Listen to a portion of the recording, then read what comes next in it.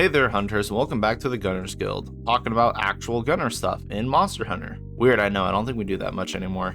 Anyway, though, a while back I made a video about Monster Hunter Try's bowgun systems and how much I actually love the whole parts and making your own bowgun thing, and I thought it felt really good despite the game having many issues and ultimately not having very many options in village progression. It's a system that I did really want to see return in some way in a future Monster Hunter title. Today, though, I do want to take a look at another gunner system that was unique, and of course I want it back in some way, and that is the internal MOs from Monster Hunter Generations and Gen Ultimate. For those who have not played Gen or GU, or maybe just didn't gun in them, let's take a quick look at how internal MOs work so you can get a better idea.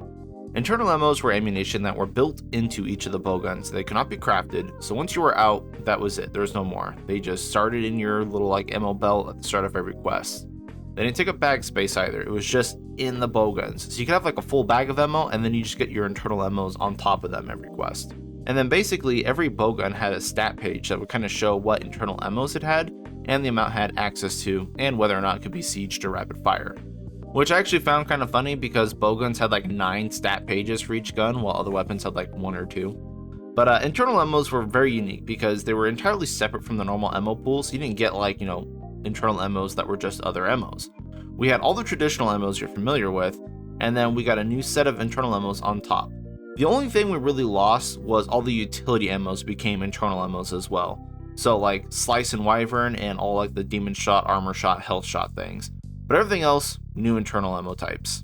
Which is great because we actually don't get very many new MO types often in Monster Hunter games. They're usually just reused. And the internal MOs made bowguns feel much more unique, because you can have a normal 2 bowgun, but then this normal 2 bowgun has elemental 2 internal MO, or this one has cannon MO, which you can find uses for both. Each bowgun had just another element to make it a bit more viable than the others, which I thought was pretty cool. There were also just some really cool MOs that I miss using. A few examples of these are the Dazzling MO, which had crit distance for its entire duration, and was decently strong, so it was great for sniping parts off and breaking things when monsters were super far away.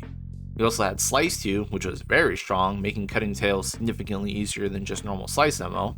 We had Cannon MO, which, as it sounds, just hurls a big cannonball that does a lot of fixed damage.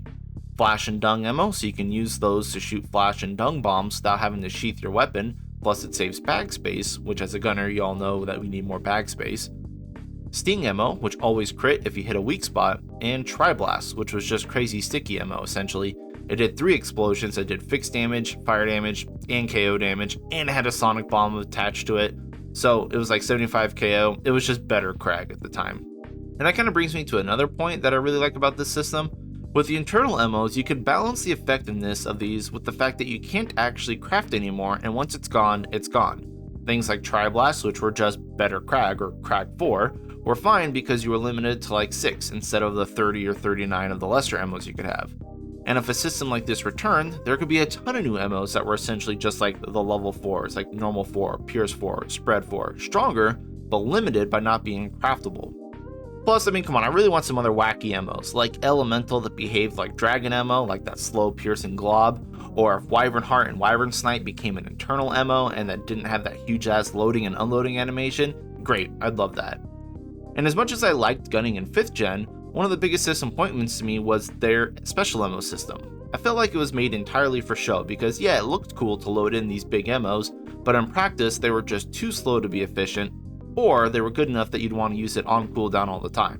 In Heavy Bowgun's case and world, no one really used Sniper Wyvern Heart. Yes, there was niche uses here and there, don't fucking at me on that, but it really wasn't any better than just shooting normally, so they often just got left behind. And for Light Bowgun, the landmines were good enough that you just want to be using them all the time, and I feel like it would just be better and more consistent if they just gave you X amount of the special MOs and then you use it as you see fit, and that's all you get.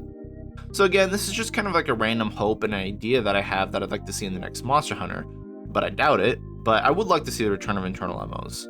Obviously they'd have to shuffle things around so we have new internal MOs and maybe some returning old ones, and I also feel like the special MOs could definitely work well as internal MOs going forward, so that would be a cool thing to add.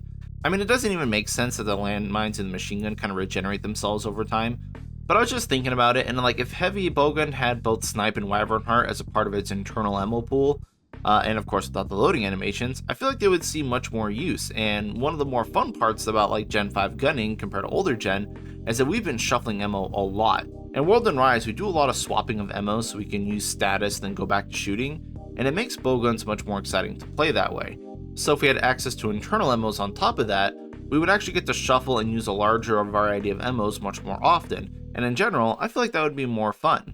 Like I said though, we do need to change some stuff. One of the bigger flaws with the internal ammos in the GU system was that every bowgun had a seemingly random amount of internal ammo, and I would like them fixed for each ammo type so that like every bowgun that had like Pierce Element 2 would have the exact same amount of shots, and so you don't have other bowguns with higher mag sizes than others, and that way it'd be a bit more fixed.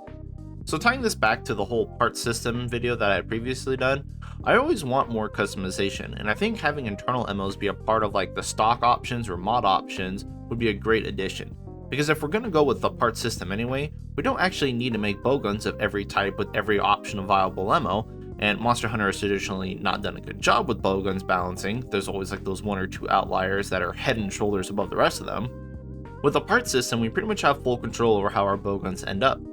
And so if we just theory craft this and have the internal ammos be a selectable part of your frame, and say you can pick like 3 internal ammos with your frame, this would allow us to re-customize your bowgun constantly and have them fit kind of whatever little small niche you need to. You could have the base bowgun be good like with raw damage, and then you could put in like utility ammo like flash and dung internals, or load in 3 of the same elemental, level 2 to have like an extra large reserve of elemental ammo and focus on just that as your spare. Or maybe you want to load in extra stickies with some Crag and a Tri-Blast or whatever. Like there's a ton of ways we could actually introduce this to give gunners just a little bit more control over their bowguns.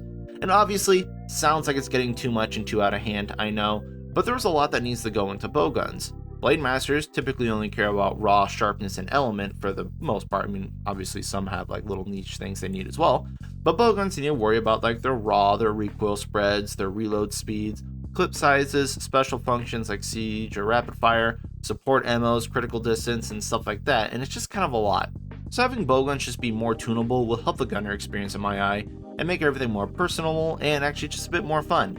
And also not repeat the mistakes of the past, like Steven Gravio's heavy bowgun on 4U, Pierce 1, Pierce 2 heavy bowguns in GU, Glutton in World, and Glutton 2 in Iceborne. And thinking about it now, Rise actually has a huge diversity of bowguns, mostly because elemental gunning is top dog now, and we need a bowgun of every element type. But that's getting a little off topic. Anyway, but this is just my opinion. I really like the Eternal ammos from Generations and would love to see it make a return in some way with some tweaks in the next Monster Hunter game, and I hope Monster Hunter 6 has some just juicy new bowgun mechanics. I just need a little bit more because I just wasn't really happy with gunning in 5th gen, to be honest. But yeah, thank you all for watching. That's gonna be all for me. I gotta go back to 4U and grind some more, so good luck out there, hunters.